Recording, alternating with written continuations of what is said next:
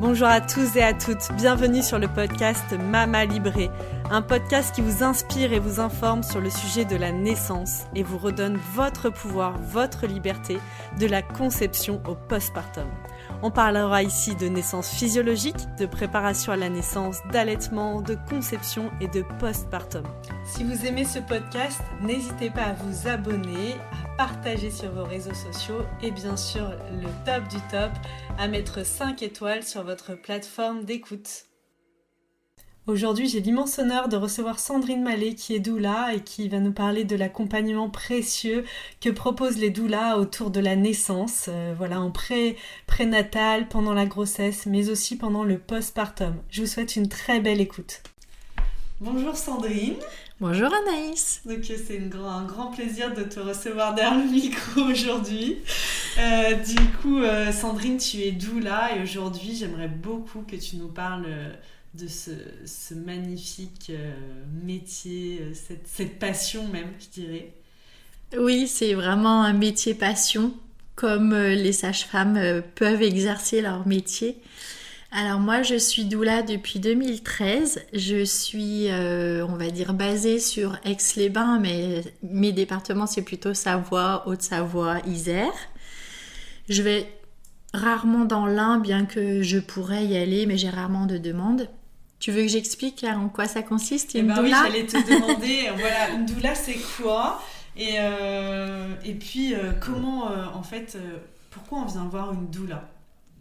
Alors, une doula, c'est une personne qui chemine auprès des parents, donc de la future maman, du futur papa ou de la compagne de la future maman.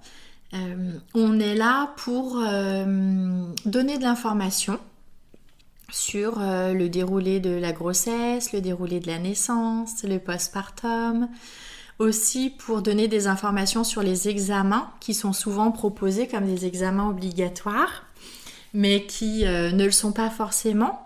Donc on n'est pas là pour devancer les questions des parents, mais en tout cas on est vraiment là pour leur donner de l'information par rapport à des questions qu'ils se posent. C'est-à-dire qu'une maman, elle va te contacter à peu près à quel moment dans sa grossesse ? Est-ce qu'il y a un moment où c'est trop tard pour te contacter ? Est-ce que c'est trop tôt ? On peut contacter une doula à n'importe quel moment, en fait, tant que le moment est juste pour ce futur couple de parents.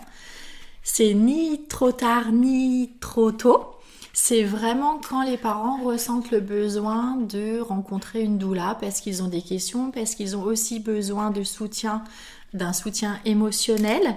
Donc on est aussi là pour tout ça. On se rend bien compte que dans notre société actuelle, les familles sont souvent très éloignées les unes des autres et les futurs parents se retrouvent un peu seuls. Et quand bien même les grands-parents seraient présents, parfois c'est aussi chouette d'avoir une doula parce qu'une doula c'est cet interstice entre le monde médical et la famille, une personne en qui on crée un lien de confiance. On co-crée à 3 en fait, avec les parents un lien de confiance qui va s'affiner et se construire tout au long de nos rencontres. Et c'est chouette parce que c'est aussi...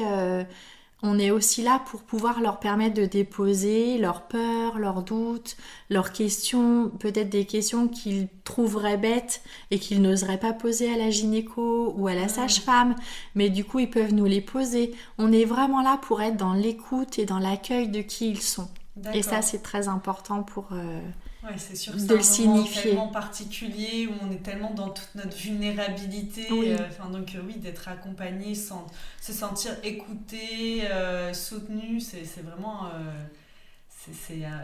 c'est primordial. Et du coup, quand on est une maman, par exemple, moi je sais parce qu'on s'est connus, on s'est connus dans cet accompagnement justement. Tu m'as accompagnée pour ma petite Jade qui va avoir 3 ans déjà au mois de juillet. Oh là là. Et c'était chouette. Et du coup, moi je connaissais déjà ce qu'était une doula puisque pour mon fils j'avais fait appel aussi à une doula. Donc je savais plus ou moins à quoi m'attendre, mais je veux dire pour une maman qui ne sait pas du tout, concrètement, elle t'appelle et qu'est-ce que toi tu vas quels sont tes outils ? Il y a quoi dans ta boîte à outils pour venir parents et de la maman? Alors dans ma boîte à outils, l'outil principal, j'aurais envie de dire, c'est vraiment l'écoute et l'accueil inconditionnel de ses parents. On est vraiment là pour les accueillir dans qui ils sont, et ce sont toujours les aider à cheminer un peu, tu vois, un petit peu comme une petite fée qui serait là pour veiller. Mais en fait, on est vraiment là pour leur permettre de trouver leurs propres solutions. D'accord. Par rapport à leurs histoires, aussi de naissance à eux, par rapport au souhait qu'ils ont de vouloir accueillir leur bébé de telle ou telle manière. On est vraiment là dans l'accueil et on n'est pas là pour leur donner des conseils et leur dire non, ça va pas du tout, ou ça tu devrais faire ça. C'est vraiment les aider à cheminer, les guider un petit peu. Du coup, une doula, c'est qu'importe son projet de naissance, Bien qu'importe sûr. où on veut accoucher. Bien sûr. Donc moi, typiquement, je t'avais contacté, Oui. là ça me met en lumière ça, ce que tu dis, oui, dans ta boîte à outils. Moi, ce que j'avais trouvé chez toi, c'est toutes tes ressources et toute ta connaissance. Par exemple, moi je souhaitais accoucher à domicile et j'avais vraiment pour souhait de me former à l'auto-hypnose. Oui, et je me souviens te dire, je veux me former, mais j'étais un peu perdue, comment trouver un bon thérapeute et tout. Et là, toi, t'es arrivée, et comme si, comme une petite fée, comme tu dis, t'avais la ressource dans le sens où tu avais le réseau, les personnes. En fait, aussi, j'ai l'impression que dans le métier de doula, c'est ça, c'est de créer un réseau de professionnels. Oui. Avec qui tu vas pouvoir mettre les parents en lien en fonction du besoin. Donc, typiquement, pour moi, c'était l'auto-hypnose. Tu savais, tu m'as offert le bon bouquin qui allait bien. Tu m'as parlé d'une personne. Ça peut être, j'ai eu un premier bébé et typiquement, moi, c'est encore une fois mon cas pour ma deuxième. L'allaitement, c'est beaucoup moins bien passé. Tout de suite, t'étais là et tu savais, il y a une conseillère en lactation. Une conseillère en lactation, ça sert à ci, à ça. Là, maintenant, ça peut être utile. En fait, au moment où on en a besoin, toi, t'as toutes les ressources et les clés. Et ça, c'est tellement... En fait, la grossesse, c'est court, ça passe vite. Et aussi, on est dans nos vies. Et je trouve que c'est comme si toi, t'étais une experte un peu dans ce domaine. Et tu vas nous dire, en fonction de ce qu'on rencontre sur ce chemin... quels outils on a besoin et toi t'as ces outils. Je trouve que c'est ça qui est précieux et qui est important de partager aujourd'hui dans notre émission de pourquoi on va voir une doula. On va chercher une énorme boîte à outils, un énorme réseau pour qui va nous éviter des heures de recherche en ligne dans un univers qui nous est parfois complètement inconnu en plus. Donc on n'a pas du tout la grille de lecture, je dirais, de qu'est-ce qu'il me faut ou pas. Il y a même des techniques qu'on ne connaît pas du tout. Par exemple, ça peut être l'acupuncture, ça peut être la sophrologie, ça peut être le soin riboso que tu proposes aussi, ça peut être la sophrologie. Oui, après on est toutes différentes et on a toute une boîte à outils différente, mais c'est sûr que l'écoute active, c'est vraiment l'outil principal. Et puis aussi, effectivement, tu le disais tout à l'heure, avoir un réseau, ça c'est vraiment très important parce que on peut rediriger, bien sûr on n'est pas dans la toute-puissance. Non, pas du tout. Ouais. Et on peut, effectivement, si on voit que ça sort de notre domaine de compétences, on peut rediriger effectivement vers quelqu'un qui pratique l'hypnose ou la sophrologie ou les massages. Enfin, il y a vraiment tout, chaque couple est différent et a des besoins uniques. Et c'est vrai que ça nous permet, ce lien-là avec les professionnels nous permet de pouvoir vous rediriger vers des personnes qui sont compétentes pour vos besoins. Typiquement, ce que tu dis, moi, ça me fait penser à ma première grossesse. Pour mon fils, j'avais vraiment le souhait d'accoucher à la maison. Et je ne savais... c'était tout nouveau pour moi, c'était mon premier. Comment ça se passe, c'est quoi la physiologie. Et je me souviens que ma doula, elle m'a porté même des planches de au fil des mois, qu'est-ce qui se passe physiologiquement dans le corps. Et aussi, c'est grâce à elle quand même que j'ai pu rencontrer les sages-femmes à domicile. C'est-à-dire qu'aujourd'hui, moi en 2015, quand je tapais sage-femme à domicile en Savoie, j'en trouvais pas en fait. Donc c'était un peu opaque, je sais pas, j'ai pas pris le temps aujourd'hui de regarder comment c'était, mais voilà, aussi, il y a vous nous donnez cette possibilité, voilà, en fonction donc, de comment notre idéal de l'accouchement, si on en a un, puis se construit pendant la grossesse. Et justement, je pense qu'en tant que doula, toi, tu es à même de proposer les différentes possibilités. Comment on peut accoucher aujourd'hui en France Alors ça, c'est super important parce qu'on se rend compte qu'effectivement, beaucoup pensent que quand on est enceinte, on doit aller chez un gynécologue et qu'il va devoir faire le suivi jusqu'à la fin de grossesse, jusqu'à l'accouchement. Moi, c'était mon erreur pour le premier. Je me suis rendu compte seulement à la fin que je pouvais faire différemment. Mais ça, c'est comme les protocoles médicaux, en fait. Ils sont proposés comme obligatoires, mais bien sûr qu'ils ne le sont pas. Et effectivement, il y a tout un panel de possibilités. Donc, en France, actuellement, on peut être suivi par un gynécologue, bien sûr. On peut être suivi par une sage-femme. Alors, soit une sage-femme qui est libérale et qui va vous suivre pendant toute la grossesse. Et puis, si vous décidez d'accoucher à l'hôpital, à la maternité, souvent la maternité prend le relais pour les 2 derniers mois. Soit vous pouvez rencontrer une sage-femme qui travaille en maison de naissance. D'accord. Et là, c'est elle qui va vous suivre tout du long et qui sera là le jour de la naissance en maison de naissance. Et puis, sinon, il y a des sages-femmes qui pratiquent les accouchements à domicile. Et là, c'est pareil, elle vous suit tout le long de la grossesse. Elle sera là à votre accouchement pour vous guider, vous soutenir. Et puis, elle est beaucoup là aussi dans le postpartum. Ok, c'est intéressant tout ça. Donc, du coup, juste une question, à quel moment on s'intéresse au lieu ? Je pense que ça met un peu de temps avant de mûrir, peut-être. Enfin, il y a des femmes qui le savent peut-être dès le début, mais selon toi, à quel moment c'est le plus judicieux ? Est-ce qu'il y a une date limite ? Est-ce qu'il y a un moment où, on a fait un choix, on peut plus faire on peut plus faire demi-tour ? Non, tu sais, Isabelle Chalut, qui est très connue dans le monde de la naissance, dit que tout est toujours possible.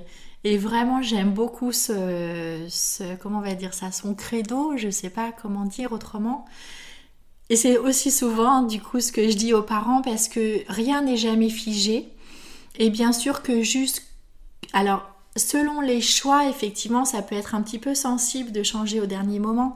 Mais en tout cas, ce qui est important à comprendre, vraiment pour les futurs parents, c'est qu'ils peuvent s'autoriser à changer de professionnel ou de projet de naissance s'ils n'ont pas le feeling avec le professionnel qui les suit. Ça, c'est vraiment très important. Ou si ça sort de aussi leur idéal, si à un moment il y avait quelque chose qui leur tenait à cœur et que c'est vraiment pas respecté, c'est possible. Bien sûr, ou s'ils changent d'avis, parce que des fois, au départ, comme on sait pas, on s'oriente vers la maternité.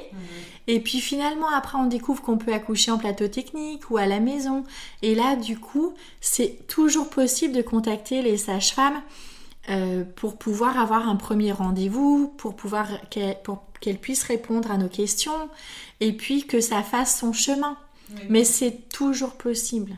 Donc du coup, si je résume, il y a la maternité. Oui.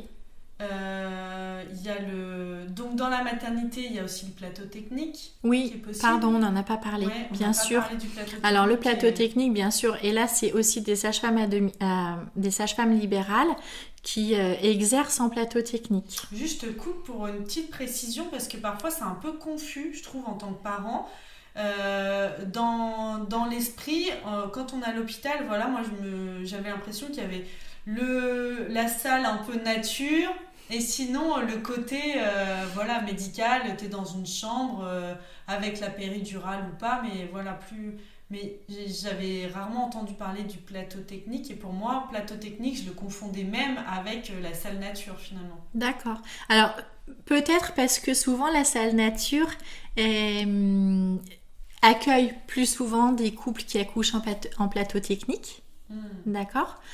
Ensuite, les plateaux techniques, effectivement, c'est une sage-femme qui est libérale, qui va vous suivre pendant toute la grossesse.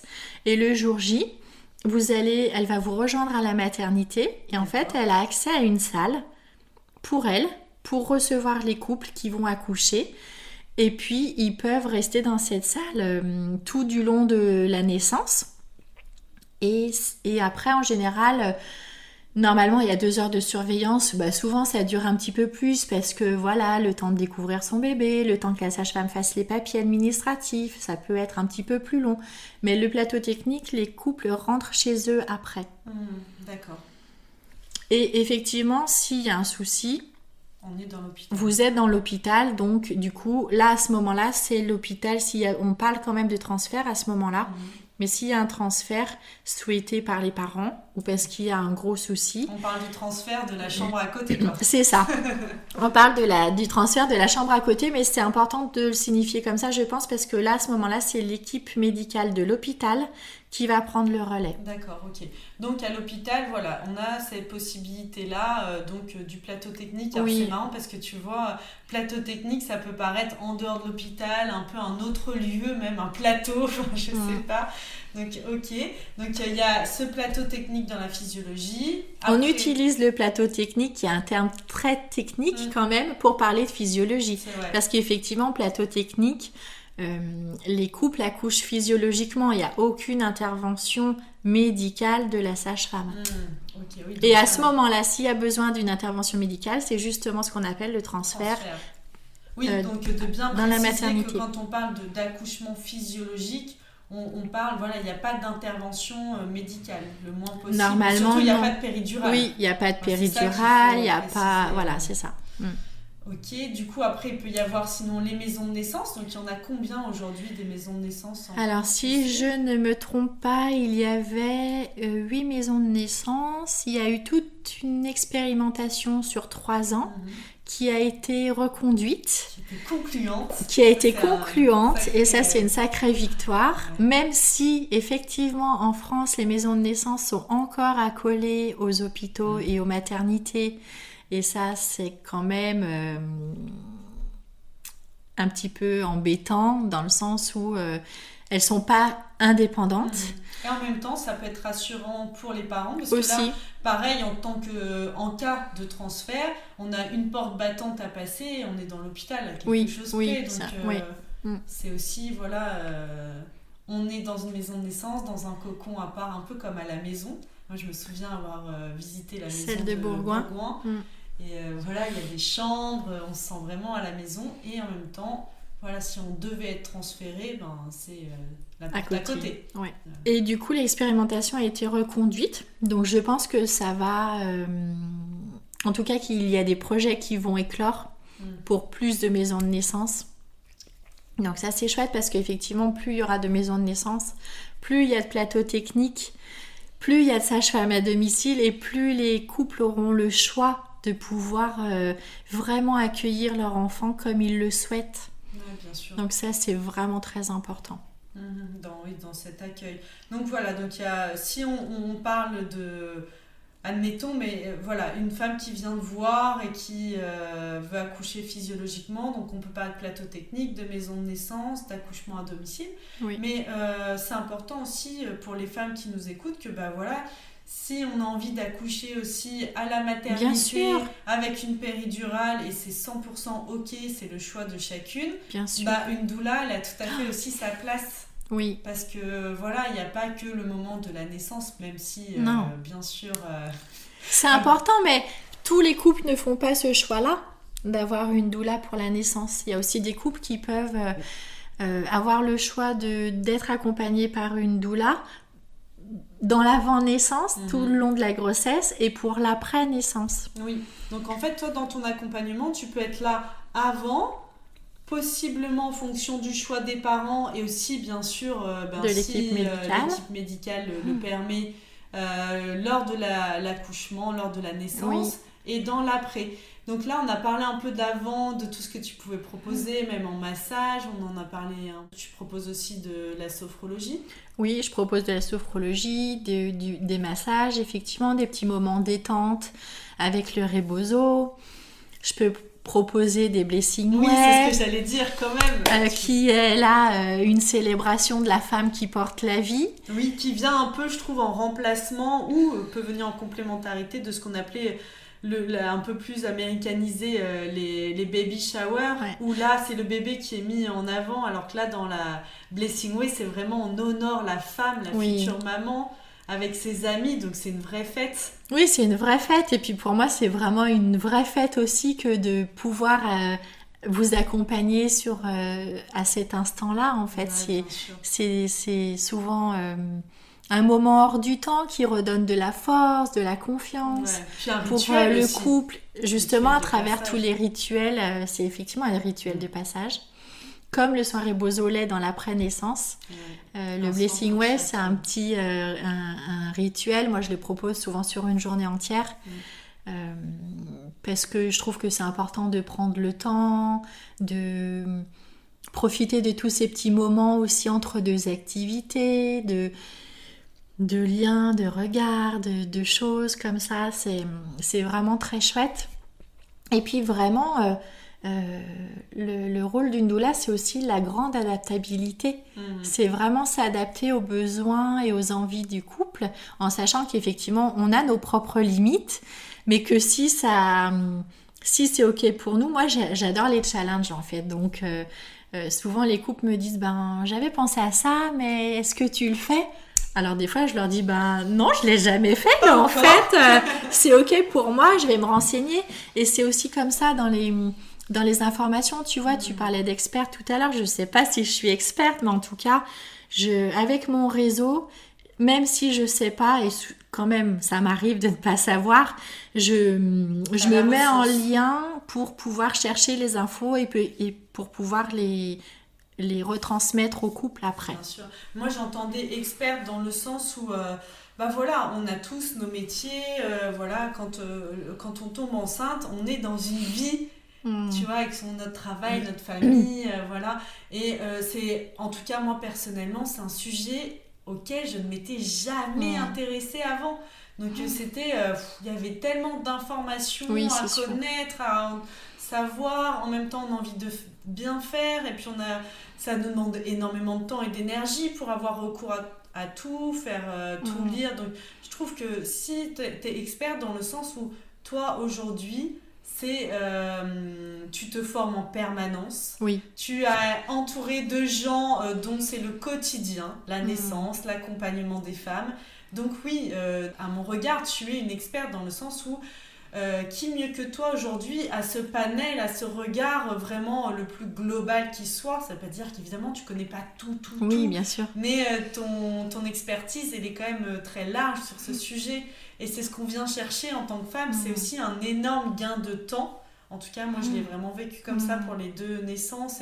Et pour la seconde, c'est comme si, voilà, il y a quelque chose qui me traversait l'esprit, où j'avais un blocage, où hop, on en parlait, et tout de suite, tu me donnais des ressources. Oui. Soit des livres, soit des choses à écouter, à regarder, des questions à me poser, des questions justes. Tu vois, parfois on se sent un peu perdu, bah, tu nous ramènes à l'essentiel. Ok, là, dans cette situation, voilà les questions qu'il faut que tu te poses peut-être pour avancer. Donc c'est pas forcément des réponses, mais ça t'amène sur un chemin de questionnement. Non, on donne pas de réponse en fait. C'est vraiment l'idée, c'est vraiment de pouvoir... Mais grâce à l'écoute active, ça c'est un outil vraiment très puissant qu'on n'expérimente pas assez dans la vie quotidienne. Mais quand on écoute vraiment les gens, avec la reformulation active, ça leur permet nous on pose des questions, puis vous ça vous permet d'affiner vos réponses, d'affiner vos besoins, et c'est ça qui est important. C'est aussi peut-être, en tout cas quand on voit le corps médical comme il peut se comporter parfois, bien sûr qu'une doula, du coup c'est important parce qu'on est vraiment là pour accueillir vos besoins. Et pas pour vous imposer des choix. Et ça, c'est vraiment très important. Ouais, bien sûr, c'est primordial, je dirais même.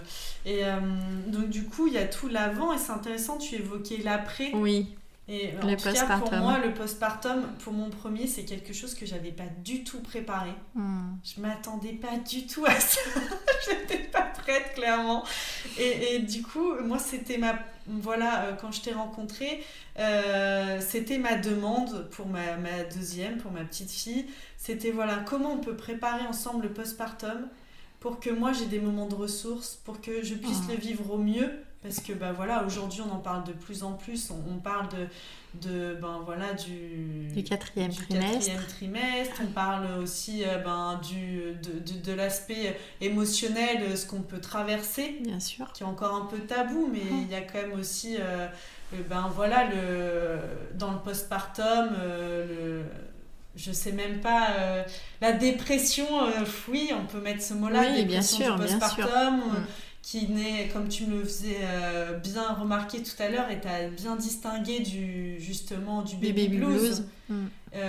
Voilà, du coup, c'est un moment aussi de l'après dont on parle encore trop peu. Bien sûr. Où les femmes, voilà, parfois on s'est concentré un peu comme un but ultime, la naissance, parce que surtout pour les premiers, on n'a jamais vécu ça, on a envie que ça se passe au mieux, donc on se prépare un peu comme on se préparerait à un marathon, mais sans voir l'après, parfois à tort. Oui. Et je pense que aussi en tant que doula, tu peux vraiment accompagner les mamans et les parents dans comment on se prépare après, comment on l'envisage à 2, à 3, parfois à 4 quand il y a des frères et sœurs ou plus. Et toi aussi, tu peux proposer ça dans ton accompagnement, ta présence et ton écoute.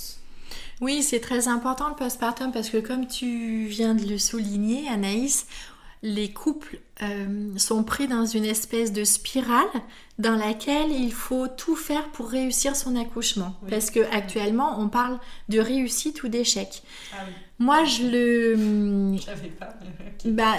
En fait, c'est ça quand t'entends les couples, c'est pour réussir son accouchement, pour arriver à dépasser ses peurs, Mais en fait, j'aurais envie de dire, et souvent je le dis d'ailleurs quasiment tout le temps, que la naissance, c'est pas quelque chose à vivre en termes de réussite ou d'échec, c'est accueillir ce qui se passe. De toute façon, ce qui devra se passer se passera, même si c'est pas ce qui a été imaginé par les parents. Et c'est important de voir en fait tout le chemin parcouru pour en arriver là. Peut-être qu'effectivement, et d'ailleurs quasiment jamais, on a l'accouchement dont on a toutes rêvé. Jamais. Mais si on est dans l'accueil de ce qui se passe, si on sait effectivement quand même préparer, en tout cas on a des connaissances déjà sur la physiologie du corps féminin, dont on parlera lors de notre prochain podcast. Ouais, ça mérite un épisode entier sur ce sujet. Oui, bien sûr. C'est quoi la physiologie en effet ? C'est ça. Et du coup, bien sûr qu'il y a des notions importantes à savoir, bien sûr que c'est important de travailler sur ses peurs, mais c'est vraiment regarder tout le chemin qu'on a parcouru pour arriver à cette naissance qui est important. Et pas j'ai réussi mon accouchement ou j'ai échoué, parce que qu'est-ce que ça veut dire en fait ? Réussir son accouchement, de toute façon, selon les femmes, ça sera forcément une notion différente.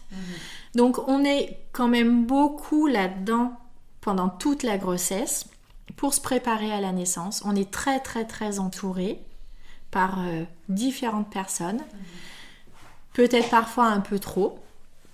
Et à la naissance, une fois que la naissance a lieu, la maman se retrouve toute seule avec son bébé et son compagnon, sans accompagnement, un peu lâchée dans la nature. Enfin, quand tu sors de la maternité au bout de 3 jours, que tu te retrouves tout seul à la maison, des fois ça peut être inquiétant et submergent pour les parents. Mais là, il n'y a plus personne. Donc le rôle d'une doula, c'est vraiment de venir aussi vous soutenir à ce moment-là. Et c'est très important de pouvoir réfléchir justement à comment vous voulez l'accueillir, à peut-être...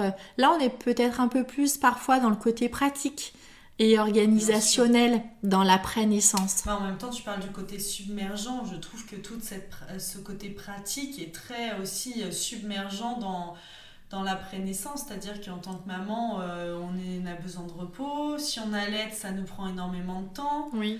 Enfin, je sais pas, dans l'espace-temps, il se passe quelque chose. Dans l'espace-temps, le postpartum, c'est un hors du temps, en fait. D'ailleurs, moi, je le vois bien quand je vais rencontrer les parents à ce moment-là.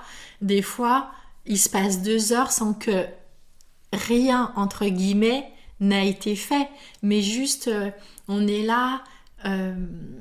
dans un moment vraiment précieux pour les couples qui permet de parfois faire un débriefing sur la naissance, sur comment ils l'ont perçu et vécu tous les deux, sur comment ils se sont sentis à la rencontre de leur bébé, parce qu'après la naissance, il y a la rencontre avec le bébé, qui n'est pas forcément instinctive et naturelle, Oui.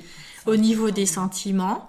Il y a aussi toute cette découverte du couple parental, découvrir son amoureux en tant que papa et découvrir son amoureuse en tant que maman, ça peut des fois être déstabilisant parce qu'on les avait pas forcément imaginés comme ça.